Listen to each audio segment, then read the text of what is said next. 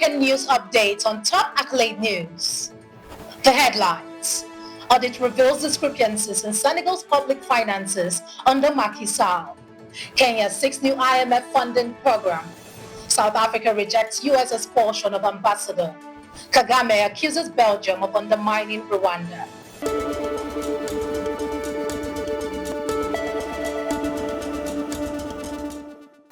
In politics, audit reveals discrepancies in Senegal's public finances under Macky Sall. Senegal's former president Macky Sall may face legal action after a report by the Court of Auditors revealed serious financial mismanagement during his time in office. The independent audit found discrepancies in public finances, including an inflated budget deficit, and accused Sall of presiding over catastrophic financial practices. Government spokesperson Mustafa Sarre stated that Sall could be held criminally responsible, even possibly facing charges of high treason in Senegal's High Court of Justice. This would mark a historic moment, as it would be the first time a former Senegalese head of state faces trial for actions committed while in office. The accusation comes amid ongoing investigation into widespread corruption under Sall's leadership, with several officials already facing charges. Sall has rejected the findings, calling the investigation politically motivated. Shifting focus to economy, Kenya seeks new IMF funding program. Kenya has requested a new funding program from the International Monetary Fund after deciding not to proceed with a final review of its existing $3.6 billion facility, which would have unlocked an $800 million disbursement. The current 4-year program, signed in response to the economic impact of the COVID-19 pandemic, is set to expire on April 1st. Without a final disbursement, Kenya faces a significant budget financing gap. The decision marks a shift in the country's financial strategy as it looks to secure continued support from the IMF in navigating its economic challenges. Moving to international relations, South Africa rejects US expulsion of ambassador. Tensions between South Africa and the United States have escalated following the expulsion of South African Ambassador Ibrahim Rasool by Washington, which gave him 72 hours to leave the country.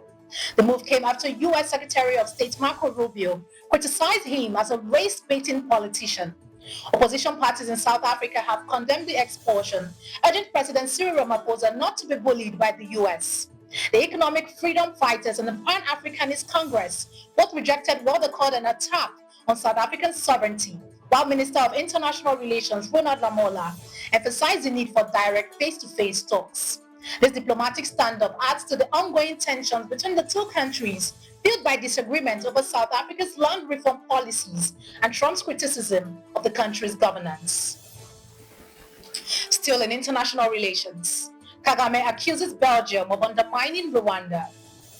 Rwandan President Paul Kagame has criticized Belgium of advocating international sanctions against Rwanda over the ongoing conflict in the Eastern Democratic Republic of Congo.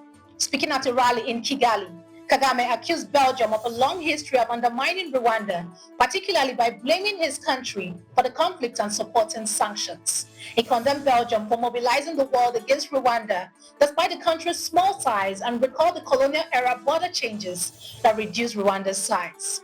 This comes as tension escalates with M23 rebels intensifying their offensive in eastern Congo, seizing key towns, and as peace talks are set to take place in Angola. Rwanda has denied accusation of supporting the rebels, despite sanctions from Western countries, including the US, UK, and Germany. You are watching the African News Update on Top Accolade News. Do stay with us. Still to come.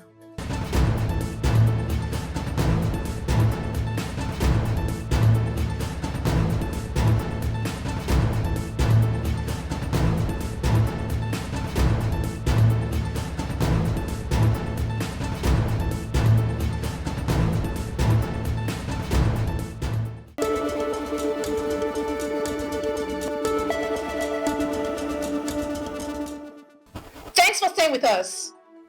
In conflict, SADC ends military deployment in Eastern DRC. The Southern African Development Community has decided to end its military deployment in the Eastern Democratic Republic of Congo following the loss of at least a dozen soldiers in January. The SADC mission in the DRC was sent in December 2023 to assist the DRC government in restoring peace following the death of South African and Malawian troops in the conflict. The regional bloc has opted for a phased troop withdrawal. The decision came after a summit attended by Congolese President Felix Tshisekedi, with the ongoing M23 insurgency in the region continuing to cause unrest. Diplomatic efforts, including peace talks scheduled for March 18th between the DRC and M23 rebels in Angola, are now seen as key to resolving the conflict. Still in conflict, Congo delegation heads to Angola for peace talks. In a move aimed at ending the escalating violence in eastern Congo, President Felix Tshisekedi's government is sending a delegation to Angola on Tuesday for peace talks with the M23 rebels. The talks set to begin in Rwanda on March 18th were announced by Angolan president, who has been mediating efforts for a ceasefire. Despite Congo's long-standing refusal to negotiate with the rebels, mounting defeats and dwindling regional support have led to shift in stance. However, M23 is demanding that Tshisekedi publicly commit to direct negotiations. Moving to entertainment, FILMMAKER unveils Africa's first feature film on AI. Toyosi Akerele is celebrating the premiere of Africa's first feature film focused on artificial intelligence, Make Nation. The film, which debuted a star-studded audience at Lagos House, explores the intersection of AI and human creativity, highlighting how technology can solve societal problems while enhancing the human condition. With a strong cast including Nollywood veterans Richard Mofe-Damijo and Tony Umez, the film delves into themes of STEM education, digital literacy, and gender equality. Toyosi, whose PhD thesis centered on AI's role in national security, aims to inspire young Africans and spark a broader conversation on technology's potential. Now in sports, African football shifts to local leadership.